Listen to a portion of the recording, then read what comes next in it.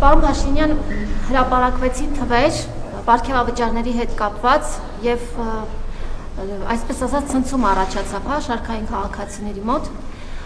Ես ուզում եմ հարցնել դուք ինքներդ ձեզ որքան պարգևավճար եք տվել ամանորին, խոսքը 13-րդ աշխատավարձի մասին չէ, եւ արդյոք այն թվերը, որ պետական բյուջեից հատկացվել են պարգևատրման ֆոնդին, նախարարներին, փոխնախարարներին, վարչության պետերին եւ բաժնի պետերին, որովհետեւ շարքային աշխատողները կարծես թե չեն ստացել եւ այդպիսի բողոքներ հնչում են։ Արդյոք նրանց աշխատանքը այնքան հույժ կարևոր եւ պետության համար այդքան կարևոր աշխատանք են կատարել, որ օրինակ թոշակառուները չպետք է թոշակները բարձրանա, շարքային աշխատողները պետք է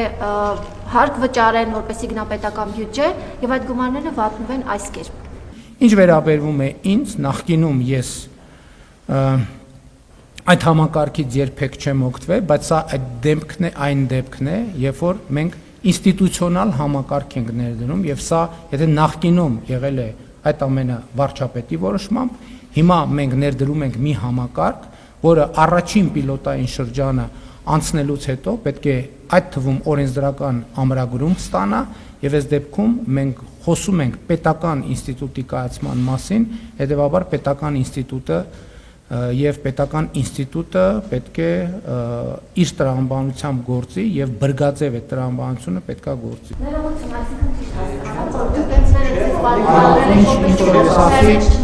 Ինչ որ ես ասացի, ներողություն, մի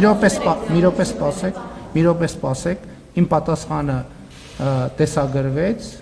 ձայնագրվեց, նորից կլսեք, ես ինքս ինձ չեմ պարգևատրել պետական որոշման շրջանակներում ես ամսական, եթե չեմ սխալվում, 1.5 միլիոն դրամի չափով վարձատրության ավելացում եմ ունեցել։ Այդ համակարգով 1.5 միլիոն դրամի վարձատրություն եմ ստացել։ Ուրեմն մեր պետական պաշտոնյաների հայտարարագրման համակարգը այսօր նախատեսում է ոչ միայն եկամուտների, այլև ծախսերի հայտարարագրում եւ հետեւաբար պետական բարձրաստիճան պաշտոնյաների ոչ միայն եկամուտները, այլև ծախսերը հայտարարագրվում են եւ ոչ միայն 2026 թվականին նախորդող, եթե չեմ սխալվում, մենք այդ կարգավորումը